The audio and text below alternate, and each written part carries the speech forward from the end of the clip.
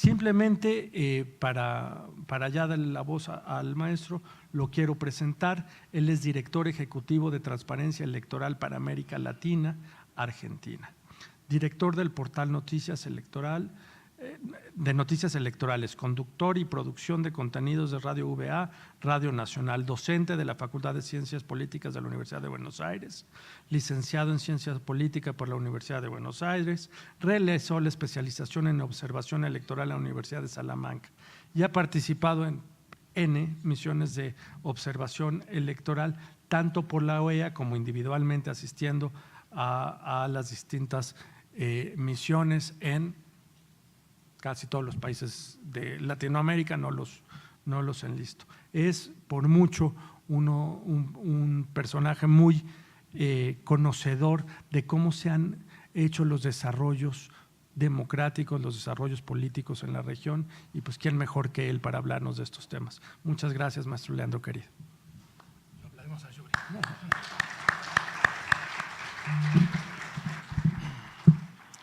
Lo aplaudimos porque ha sido una introducción muy precisa, muy fina, no solo una presentación del que expone, ¿no? Y me parece que eso es muy importante.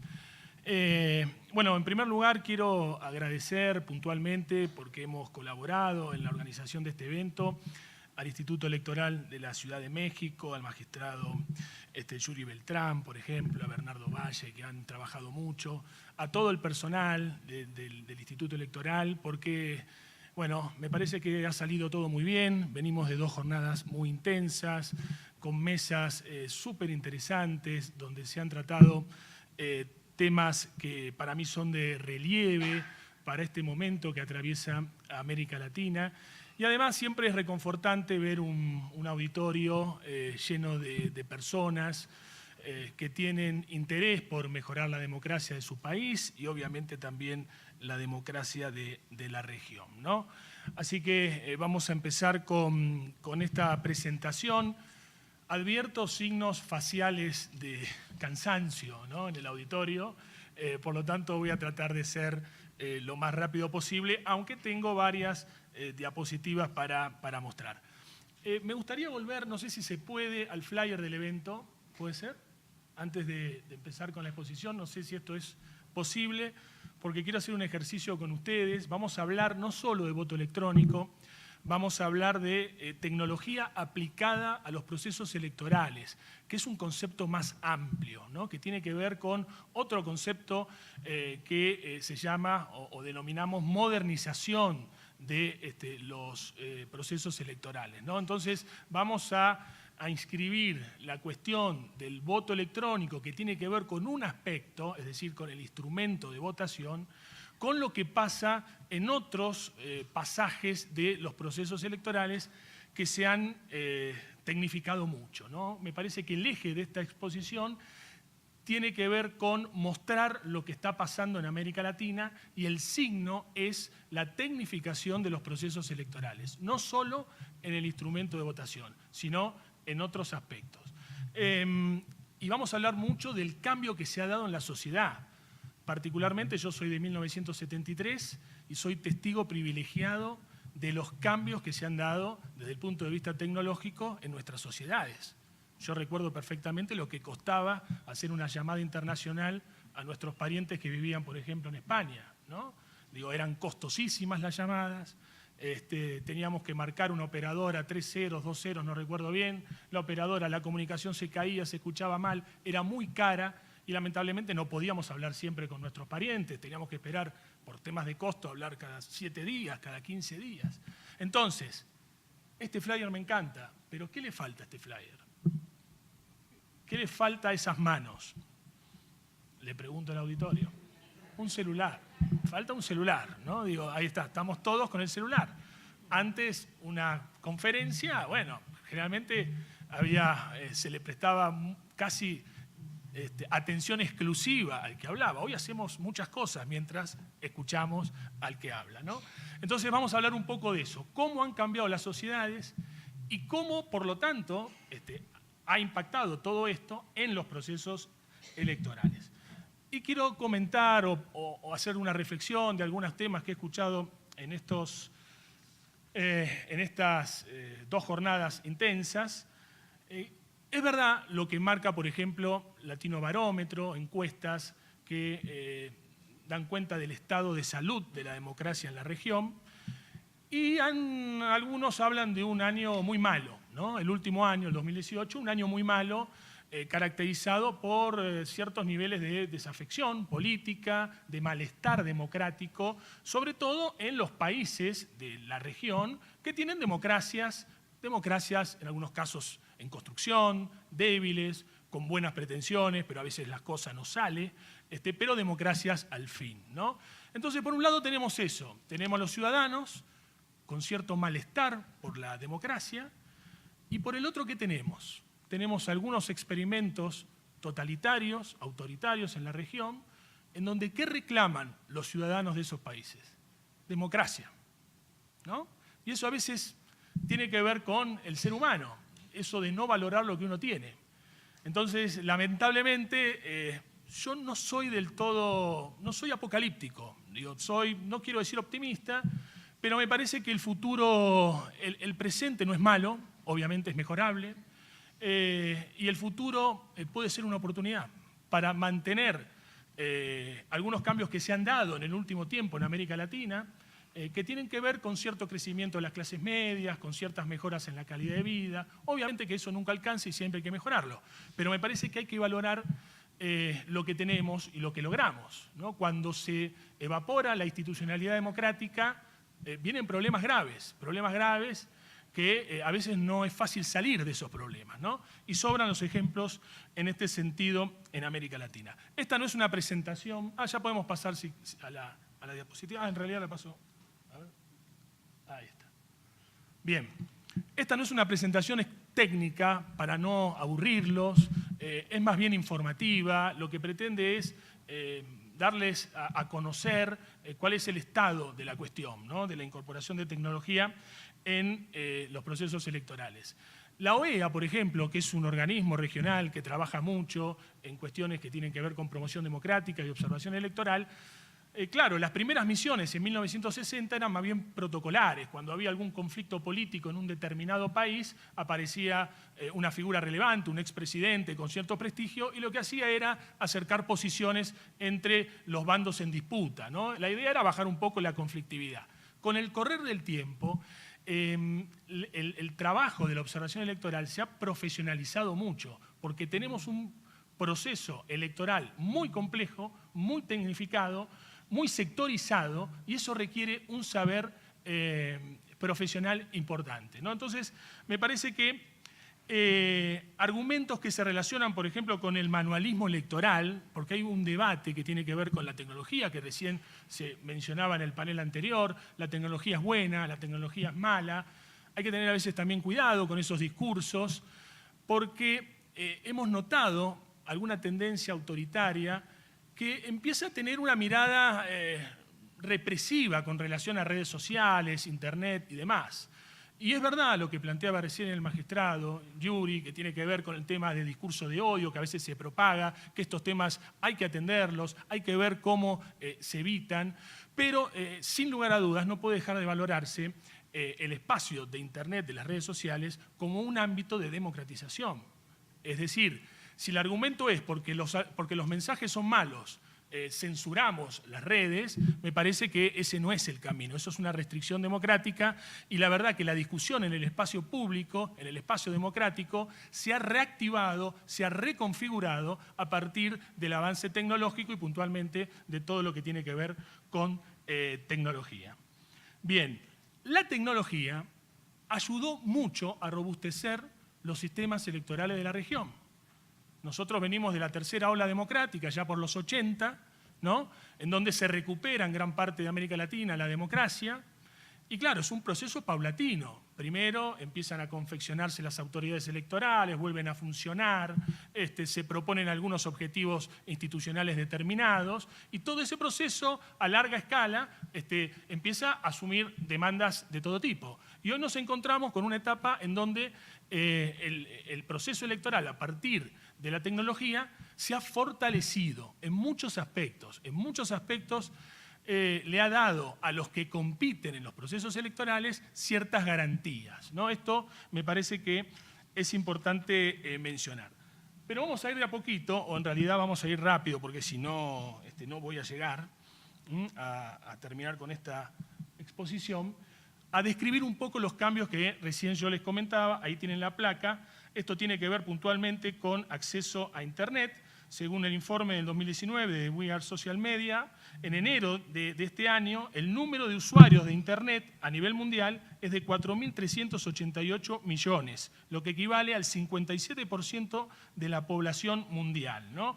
En 2018 este número era de 4.021 millones, es decir, el 53% de la población mundial, y esto muestra un aumento de casi el 10%, 9,1%, en el periodo de un año, ¿no? En 2009 el número de usuarios era de 1.764 millones, el equivalente al 25% de la población mundial. Miren el crecimiento exponencial, ¿no? En este sentido, mientras que en el 2001 era solo de 495 millones de personas, es decir, el 8% de la población mundial.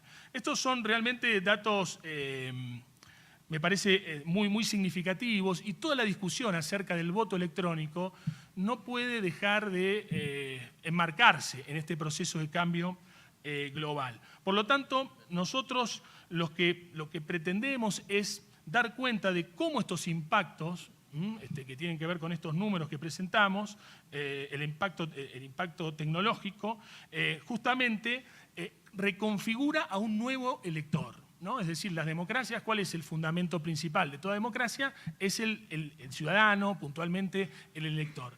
Y el elector está cambiando, porque nosotros tenemos una particularidad: los electorados se renuevan constantemente, ¿no? Entonces, estas cifras que impactan en 20 años van a impactar mucho más. Digo 20 años, quizá estoy estirando demasiado, en 5, en 10, ¿no? Por lo tanto, entiendo yo que es ese nuevo electorado el que está a su vez reconfigurando los procesos electorales, ¿no? Le pone vértigo. Es un nuevo elector que tiene el celular en la mano todo el día, que se informa, que participa del debate público en algunos casos, que aprueba, que desaprueba, que participa, y eso le imprime una dinámica nueva a la democracia que las formas tradicionales no terminan de asimilar. Y a veces esa falta de asimilación se traduce en conflictos, tensiones, malestar o lo que fuese. ¿Cómo desencuadrar, ¿no?, todo lo que discutimos, lo que se ha avanzado en materia de igualdad de género o luchas LGBTI? ¿Cómo disociar ese fenómeno de las redes sociales, del acceso a Internet, etcétera, etcétera? No se puede disociar, son fenómenos intrínsecamente conectados. Bien. Esto para que vean el tema de penetración, ¿no?, de Internet en nuestras vidas. Notamos, ustedes seguramente podrán ubicarse por su nacionalidad en su respectivo en el mapa, pero obviamente hay una correlación entre sociedades desarrolladas, consolidadas, sociedades abiertas y acceso a Internet, ¿no? Esto lo notamos claramente. Este cuadro viene un poco a contrastar con una información que circuló, algunos videos que han circulado por estos días, en donde hay cierto cuestionamiento a la propagación de Internet en México, por ejemplo, y la verdad que me llama un poco la atención esos datos, porque no coinciden con estos datos de penetración, que entiendo yo deberían estar alrededor del 70%, ¿no?, digo, de penetración. Bien.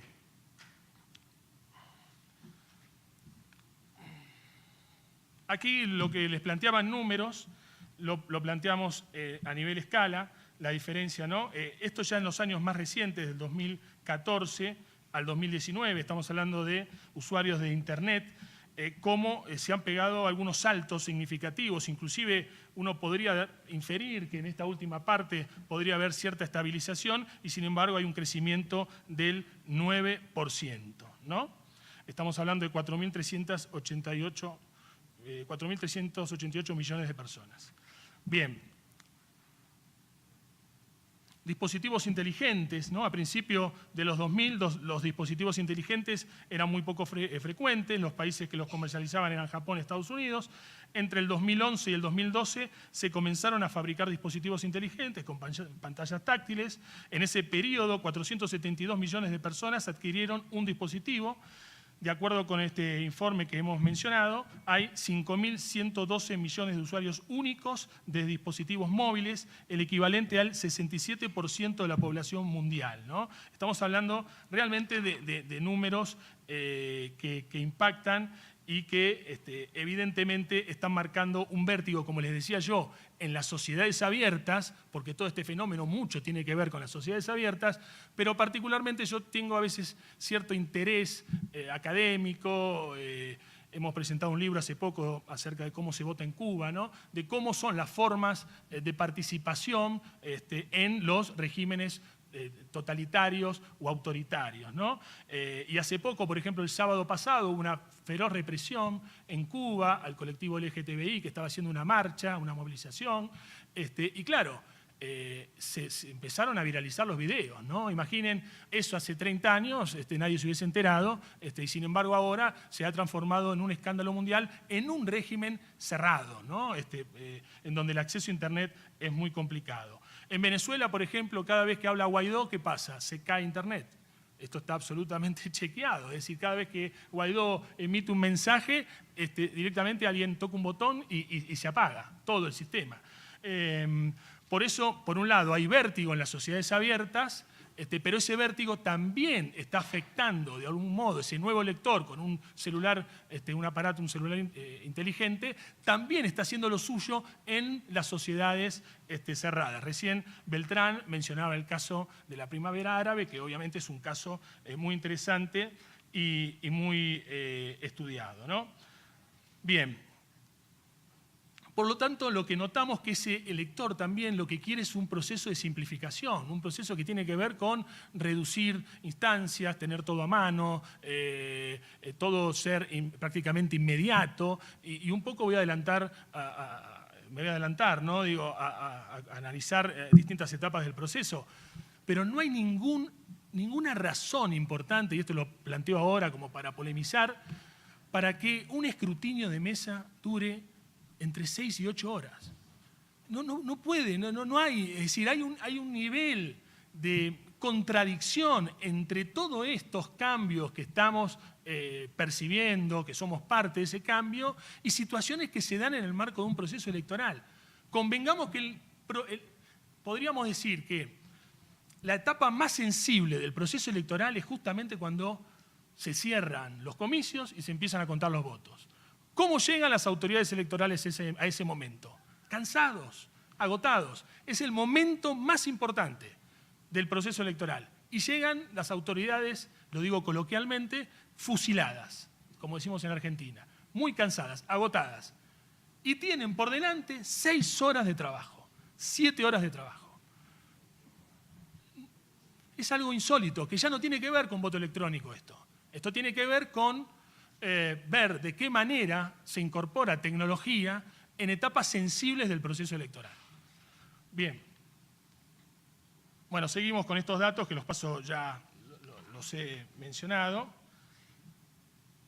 Nosotros justamente en Transparencia Electoral hemos recreado una plataforma que se llama Demotec, que justamente es un espacio para discutir estas cuestiones, de incorporar tecnología en los procesos electorales, pero no cualquier tecnología. Es decir, nosotros lo que nos preguntamos es, ¿qué soluciones tecnológicas requieren las elecciones con integridad? No cualquier elección, porque las elecciones no son privativas de la democracia. Corea del Norte también hace elecciones, ¿no? Y su líder supremo gana con el 99% de los votos.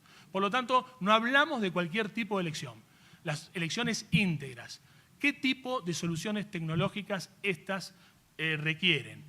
Y en esa mesa de discusión tienen que estar todos, tienen que estar las autoridades electorales, los partidos políticos, tienen que estar obviamente los representantes también de la sociedad civil que entienden en cuestiones de participación, ¿y quién falta acá? Tienen que estar también las empresas que desarrollan tecnología, ¿no? No se trata solo de vender productos, vender una máquina.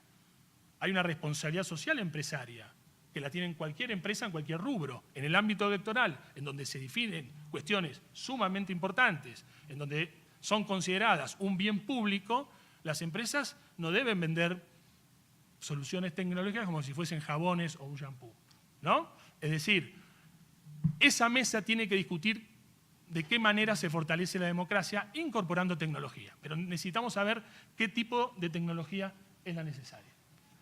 Bueno, un ejemplo de bancarización, ¿no? Digo, yo les decía que soy del 73 y yo me acuerdo cuando empezó a discutir, no discutirse, cuando empezaron las primeras experiencias de home banking, de bancarización del dinero.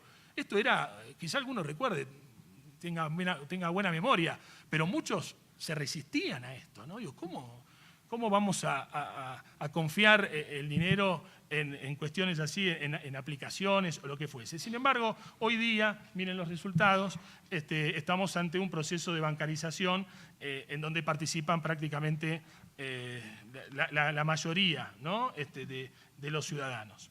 Bien. Cuando les decía que los electores se renuevan constantemente, miren, estaba viendo unos datos del Registro Electoral de México, ¿no? Que tiene alrededor de 89 millones de electores. Y menores de 39 años representan, a ver acá, 43 millones, casi 44 millones de mexicanos son menores de 39 años, ¿no? Es decir, casi la mitad del padrón del registro electoral tiene menos de 39 años. Esa persona está mucho más consustanciada con las nuevas tecnologías que yo, por ejemplo. Y todo indica que ese porcentaje obviamente va a crecer en el tiempo.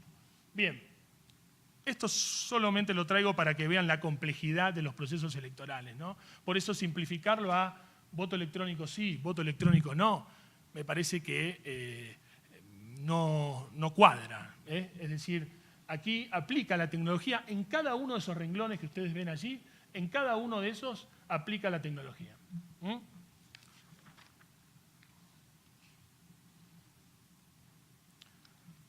Bien, por ejemplo, tenemos uso de tecnologías en el periodo preelectoral, aplicación de tecnología para el manejo del calendario electoral, aplicación de tecnología para los materiales electorales. Hay muchas experiencias en América Latina muy interesantes.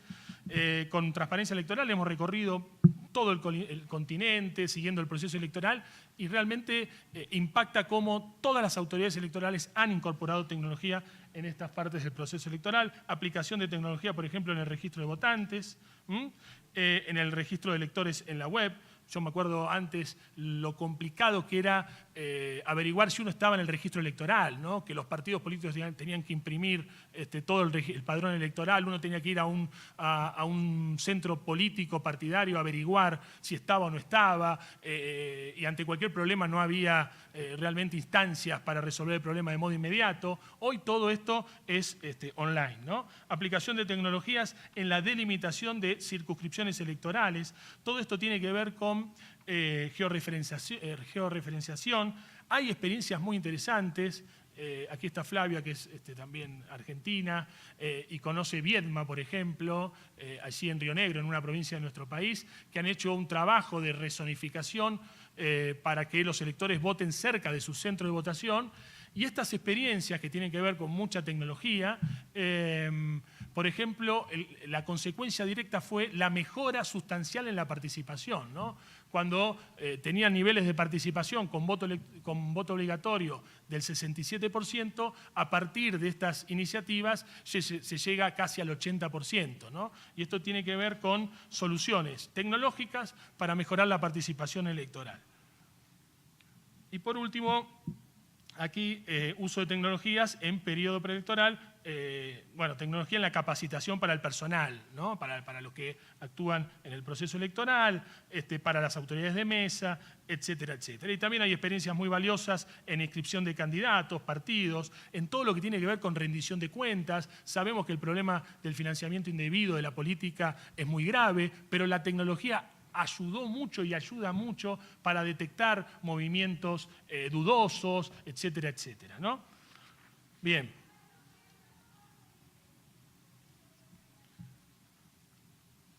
A ver, quiero ir, a medida que estoy haciendo la presentación, estoy tratando de sintetizar, ¿no? Digo, estoy viendo dónde hago el recorte.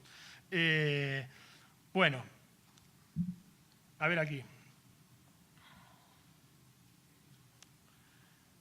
Esto tiene que ver aquí, a ver, uso en el periodo electoral, yo me voy a fijar en un punto, ¿no? Que tiene que ver con el tema de los resultados. El tema de los resultados. La tecnología ha ayudado mucho a tener los resultados en un tiempo medianamente rápido, ¿no? Es decir, el caso de Brasil, que mencionaba Beltrán, usan una urna electrónica, que ahora vamos a ver de qué características es ese instrumento de votación, pero claro, en un país continente como Brasil le permite a esa autoridad electoral poder presentar los resultados en solo 2 horas de cerrados los comicios, solo 2 horas, ¿no? Cuando estamos hablando de un registro electoral, un país continente, un registro electoral muy importante. En realidad lo anuncian creo que 4 horas después porque hay cuestiones de uso horario y claro, hay regiones del Brasil en donde todavía la gente vota. Pero más allá, hay otros países de la región que han incorporado tecnología en la transmisión de datos y sobre todo en los procesos de escrutinio de mesa, y hoy contamos en algunos procesos electorales con resultados en 3-4 horas, ¿no? Que son, podemos decir, razonables. Vamos a mencionar también el caso de la boleta única electrónica en la Argentina, ¿no? Y en el uso de tecnologías en el periodo postelectoral, una vez pasadas las elecciones y dependiendo de cada país, los partidos políticos deben rendir cuentas de los gastos generados durante la campaña electoral. En este sentido, la aplicación de la tecnología puede beneficiar al trabajo de los entes electorales. Bien, vamos a meternos en los 2 casos que yo quiero analizar. Uno es Brasil, otro es la Argentina. Vamos a mencionar un poco el tema de India también, o quizá el tema de Estonia, también el caso de Perú. Me quiero concentrar en América Latina, ¿no? Vamos a ver si los otros solo los mencionamos.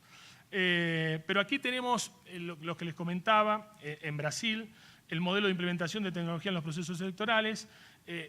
Esta iniciativa de la urna electrónica lo que hizo, y me parece que es importante destacar, fue también un fenomenal proceso de inclusión social, ¿no? Porque en Brasil había niveles de analfabetismo muy importantes y este mecanismo, el de la urna electrónica, simplificó eso y permitió que muchos analfabetos puedan votar, ¿no? Y eso está muy trabajado, muy documentado y me parece que más allá de la rapidez también fue un proceso de construcción de ciudadanía, ¿no?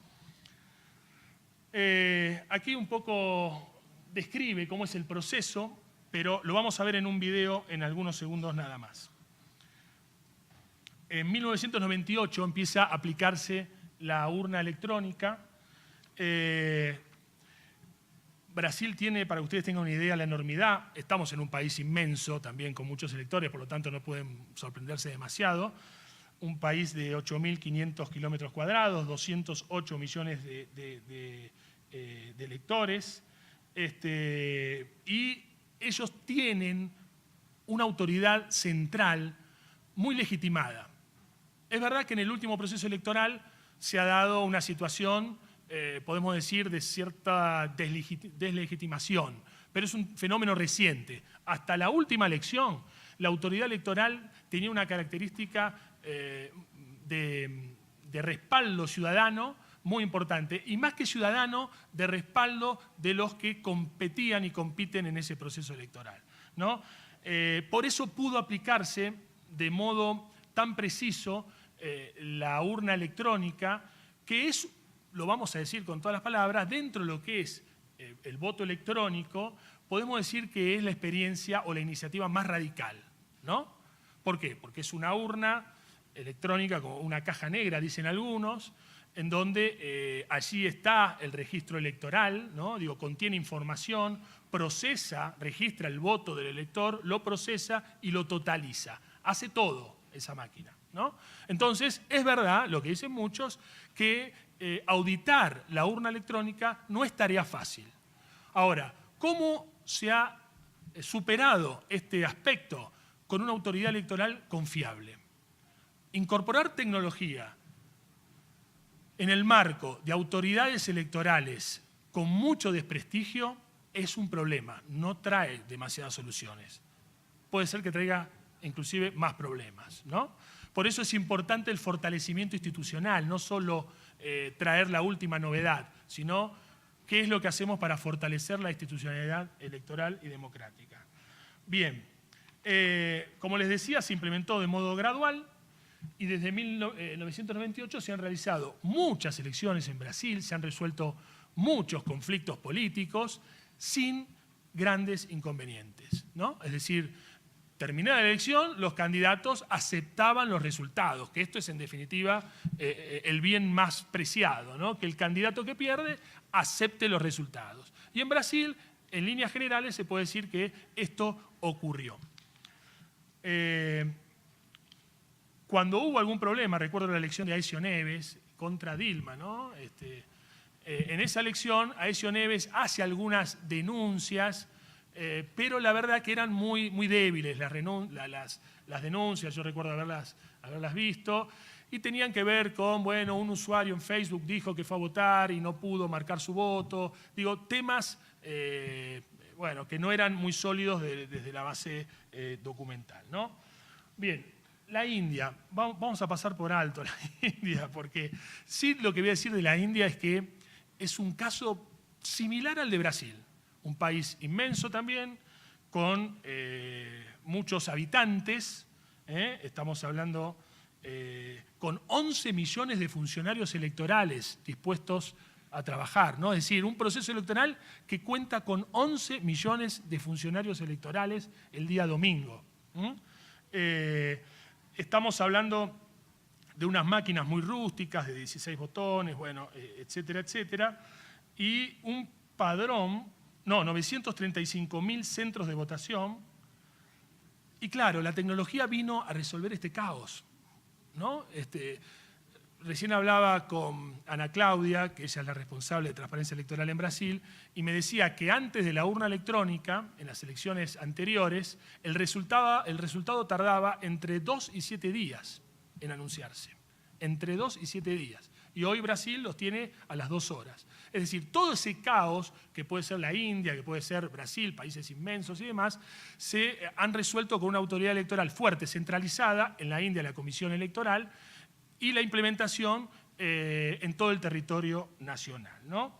Bien, menciono rápidamente el caso de Estonia. Es verdad lo que se dice habitualmente, que el voto electrónico no está masificado. Hay 2 países con un gran registro electoral que marcan la diferencia en ese sentido, pero en términos de países, el voto electrónico se utiliza en un puñado, ¿no? de ellos. Estamos hablando de Brasil, de la India, Venezuela, Estonia, etcétera, y alguno más, ¿no? Digo, sí se utiliza en algunos estados de Estados Unidos, es un país muy federal, en Suiza, digo, pero estamos hablando de en Canadá también, a nivel subnacional, pero bueno, en definitiva, es verdad que no se ha del todo masificado. Esto no quiere decir que los procesos electorales de las sociedades desarrolladas no tengan tecnología, ¿no? Cuando fuimos a Noruega, me acuerdo que teníamos cierto interés en ir a ver las elecciones de Noruega, porque es el país que lidera el índice de democracia de The Economist,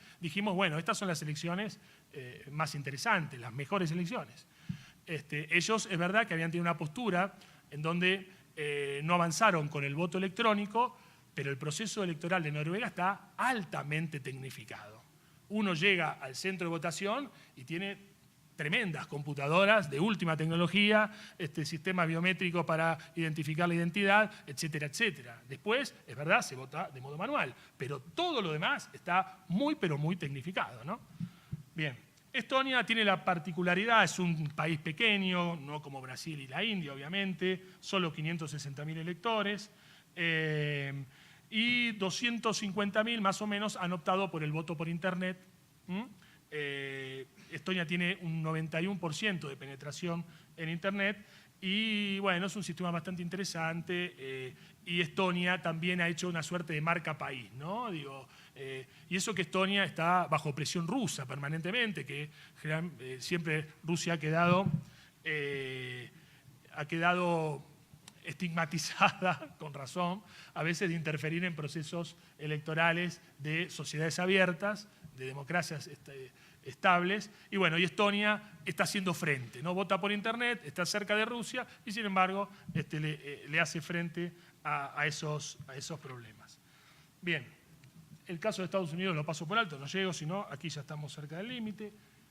Costa Rica, bueno, aquí quiero destacar simplemente algunos títulos, ¿no? Algunas iniciativas que han tomado en América Latina algunos países y que, como les comentaba, han fortalecido sus respectivas elecciones, ¿no? Es el caso de Costa Rica, por ejemplo, que tiene un gran trabajo en identificación por radiofrecuencia de materiales electorales, todo lo que tiene que ver con distribución, cosa que México también, ¿no? Hay que destacar. Hemos estado aquí en varias oportunidades y hay un trabajo de logística, ¿no? De distribución del material muy complejo, muy interesante. Y aquí, bueno, esto es algo que para ustedes no es nuevo, deben conocerlo, ¿no? Digo, todos los instrumentos que utilizan para distribuir el material en este país también con una geografía muy particular, ¿no? Un trabajo aquí para destacar de IDEA, un estudio que dice que a partir del 2016 el 35% de los más de 130 organismos de gestión electoral encuestados capturaron datos biométricos como parte de su proceso de registro de votantes, ¿no? Digo, salimos un poco del instrumento de votación. ¿Qué se destaca? La biometría, para identificar a los electores, para evitar la transhumancia electoral, para evitar, por ejemplo, personas que voten en más de una oportunidad, el voto múltiple, etcétera, etcétera. Bien. Aquí simplemente el caso de Brasil, porque Brasil no solo es pionero en urna electrónica, sino que también ha trabajado mucho en cuestiones de biometría y también ha sido un proceso gradual, ¿no? Que ha empezado en el 2008, pretende llegar al 2022 con todo el registro electoral con datos biométricos para desalentar los problemas que yo les mencionaba recientemente, ¿no? Aquí simplemente algunas imágenes de estos procesos, ¿no? De estos equipos. Quiero mencionar el caso de Argentina, porque es reciente también. En el 2016 la Cámara Nacional Electoral detectó que 27.366 personas figuraban como electores en los padrones de Argentina y de Paraguay, ¿no? Es decir, nosotros limitamos con el Paraguay y evidentemente esto era una anomalía. Cada vez que había elecciones se daban situaciones muy irregulares de compra de votos, pasaban en barcazas a votar a la Argentina y esto generaba muchas dudas, muchas denuncias en la Argentina, ¿no? En estos distritos. Y en el 2017 la Cámara Nacional Electoral de Argentina seleccionó una empresa, en este caso Smartmatic, para validar la identidad de los votantes durante la celebración de las primarias abiertas, y esto desalentó sobre todo, lo que tiene que ver con transhumancia. Fue una experiencia a destacar muy, muy interesante y muy exitosa. Y ahora vamos a hablar un poco rápidamente de la boleta única electrónica. Yo les decía recién que la urna electrónica de Brasil es la iniciativa más radical dentro de ese paraguas grande, ese abanico grande, que es el voto electrónico. Y dentro de ese abanico podemos traer aquí el caso de la boleta única electrónica, que nada tiene que ver con el desarrollo que ha tenido la urna electrónica en Brasil, ¿no? Es como, me da la sensación que es como un híbrido, si se quiere, ¿no? Que toma algunos elementos, pero se trata de una impresora que no contiene información, no contiene el registro de los electores, que solamente imprime una boleta que le dan al elector en la mesa de votación, y luego esa boleta, luego de imprimirse a través de dos maneras, el voto va en el chip y después también se imprime con tinta termomagnética, si no confundo el término ahora, y eso después va depositado en una urna tradicional de cartón, como las que se usan en las votaciones tradicionales. Ahora vamos a mostrar un video para que ustedes lo tengan más claro, que les va a resultar más didáctico. Nosotros tenemos un sistema electoral federal Estas experiencias se desarrollan en algunas provincias que tienen autonomía, obviamente. En la Argentina las provincias y los municipios tienen autonomía, por lo tanto, para las elecciones provinciales de cargos locales pueden definir sus propios sistemas de votación, y en la provincia de Salta, también en la ciudad de Buenos Aires, en la ciudad autónoma de Buenos Aires, que es un distrito muy similar a este, y también en el Chaco y en otras provincias, se ha implementado este sistema que ha tenido mucha aceptación entre los electores y entre las autoridades de mesa, porque facilita mucho todo lo que tiene que ver con el escrutinio de mesa y con la transmisión de resultados. El video. A ver cómo hago para... ¿Vos sabés, Yuri, cómo hago para ponerle...? Ah, ahí está. Ya está. Boleta única electrónica. Entérate cómo funciona paso a paso. El presidente de mesa te entregará una boleta a la cual le retirará el troquel de control luego de recibir tu documento. Inserta la boleta en la impresora de la máquina de votación. Terminó. Se aceleró. Selecciona tus candidatos por medio de la pantalla táctil. El orden de las opciones es aleatorio para evitar incidir sobre tu decisión. La máquina te mostrará en la pantalla la composición de tu voto. Para tu tranquilidad, ten en cuenta que las pantallas siempre te ofrecerán una opción para regresar al paso anterior. Confirma tu voto siguiendo las indicaciones que te brinda la pantalla. Tu voto se imprimirá en el chip y en el dorso de la boleta. Colócala sobre el verificador para confirmar tu elección. En el caso de que te hayas equivocado, podés solicitar una nueva BUE al presidente de mesa para emitir nuevamente el sufragio. Doblala para que nadie vea tu voto y regresa a la mesa de autoridades. Al llegar allí, el presidente de mesa chequeará que el troquel que retiró al principio coincida con la boleta que le entregaste. Retira el troquel restante y deposita la boleta en la urna. El voto es un derecho. Defensoría del Pueblo de la Ciudad Autónoma de Buenos Aires. Tenés quien te defienda. Bueno, ahora no sé cómo apagar esto. Ahí está. Bueno, ¿y qué pasa después? El voto es voto cuando ingresa a la urna tradicional de cartón. Cerrada la jornada electoral, se abre la urna de cartón y las autoridades de mesa pueden contabilizar, como si fuese, para que ustedes tengan una idea, una suerte de línea de caja de supermercado, ¿no? Digo, abren la boleta y la pasan por un lector y la máquina va contabilizando, y a su vez lo puede hacer si quiere de modo manual, porque está impreso también el voto, es decir, que el cómputo se puede hacer de modo electrónico rápido o se puede hacer también de modo manual.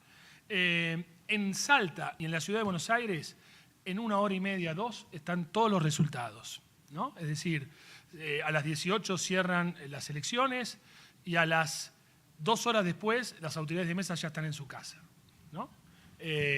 Y aparte, no hay problemas en la transcripción de documentos electorales que tienen que ver con actas de cierre y demás.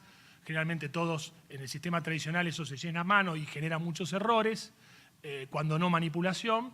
Y en este caso la máquina emite el certificado de escrutinio, por lo tanto todas las autoridades de otros partidos políticos, los fiscales como le decimos nosotros, se llevan un acta de mesa, ¿no? Bien. El caso de Brasil, rápidamente también un video de 1 minuto. Nessas eleições, você precisa votar em 6 candidatos diferentes. O primeiro voto é para deputado federal, 4 dígitos e aperte confirma. Em seguida, deputado estadual ou distrital, 5 dígitos e confirma. Depois são 2 senadores, então são 3 dígitos e confirma. E repita o processo para cada senador. Por último, são os votos para governador e presidente. Os 2 são 2 dígitos e confirma. Finalmente, o seu voto é gravado, embaralhado, criptografado e assinado digitalmente. Assim que você ouvir o sinal sonoro da urna e a tela exibir a mensagem fim, você já exerceu o seu direito à democracia. Eleições 2018, Justiça Eleitoral. Bien, entonces tenemos en un extremo la urna electrónica, en otro extremo la boleta única electrónica y en el medio podemos poner la experiencia de Perú.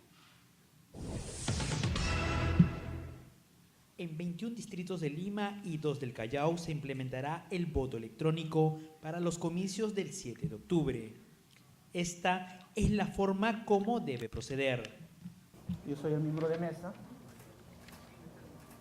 Me entrega el DNI, ¿correcto? En este caso aquí, el miembro de mesa valida la identidad. Efectivamente es la persona que dice ser, le da a continuar y el sistema le va a pedir que inserte la tarjeta del elector, que es una tarjeta azul, procede a ingresarla y automáticamente en esa tarjeta ya está activa para que en este caso el ciudadano pueda emitir su voto. Entonces el elector se va a ir a la cabina de votación, a insertar la tarjeta en la cabina de votación electrónica y inmediatamente le va a salir la cédula de votación. En este caso es la cédula que le corresponde al gobernador regional, ¿no? Sigue las instrucciones, le da siguiente y posteriormente le sale la cédula correspondiente al consejero regional. Le sale la siguiente cédula que es a la elección provincial, selecciona. Y por último, la cédula de la elección distrital, ¿no? Inmediatamente le sale un resumen para poder corroborar si efectivamente la opción que ha marcado es la que corresponde. Confirma y automáticamente le sale la constancia de votación. Ahí también puede hacer una verificación si la información es la que dice. 1.729.028 electores usarán el voto electrónico y se garantiza un proceso rápido y limpio. Bien, estas son 3 alternativas. El desarrollo de Perú, por ejemplo, es una prueba piloto que se está haciendo en algunos distritos. Es un desarrollo propio de la OMPE, que es una de las autoridades electorales que tiene Perú. Y venimos de las elecciones de Panamá. También en Panamá se ha hecho una experiencia piloto importante de voto electrónico desarrollada por el Tribunal de Panamá. Vamos a pasar volando, cerramos ya con algunas cosas. Paso todo esto.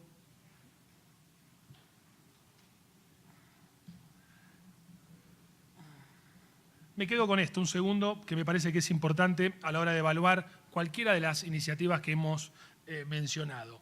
Y tiene que ver con una palabra que a mí me gustaría que ustedes se graben en la cabeza cuando hablamos de estas cosas, que tiene que ver con contextos de control, ¿no? Es decir, cualquier iniciativa de estas supone necesariamente o requiere necesariamente que haya contextos de control. Como les decía, instituciones fuertes, la posibilidad que los partidos políticos tengan acceso a todo tipo de auditoría o a todo tipo de planteo. Y en este caso traigo el debate que se dio en la ciudad de Buenos Aires, que es uno de los distritos que incorporó la boleta única electrónica. En el debate legislativo, en la ley 4894, se plantean algunas cuestiones que lo que hacen es plantear las características que debería tener ese contexto de control, acceso fácil y rápido acorde al conocimiento de cualquier ciudadano de todas las opciones para la emisión de sufragio, conocimiento y acceso por parte de la autoridad de aplicación y las agrupaciones políticas, todos temas que recién mencionaba Yuri, por ejemplo, mencionados en la Comisión de Venecia, ¿no? Aspectos que deberían ir configurando un protocolo para que estas iniciativas realmente cumplan con su cometido, ¿no? Y cierro con las 7 recomendaciones que plantea Mariana Stula, una politóloga muy reconocida que tiene un libro muy interesante sobre voto electrónico, y las pueden aquí ir leyendo conmigo, ¿no? Fuerte presencia del Estado como garante de sufragio y como regulador del proceso de modernización. Modernizar previamente las primeras fases del proceso electoral. La sensación que uno tiene es que en muchos rincones de América Latina esa etapa ya ha sido superada. Después, temas que tienen que ver con infraestructura de telecomunicaciones a la altura de las circunstancias, cómo implementar voto electrónico si no hay infraestructura, es un contrasentido. Extensa e intensa campaña de difusión pública. Esto tiene que ver con el voto informado, obviamente, transparencia, acceso al código fuente, obtención de certificados de autenticidad por parte de terceros, protocolos para resolver problemas de aplicación, temas de impugnaciones, a veces en la justicia electoral, celo extremo en la confiabilidad, la seguridad y la exactitud de los resultados y actualización de las normas existentes en materia de seguridad, ¿no? Son medidas que se deben tomar si lo que se quiere en realidad es obviamente fortalecer las elecciones y la democracia. Corto aquí y en tal caso después seguimos. Gracias.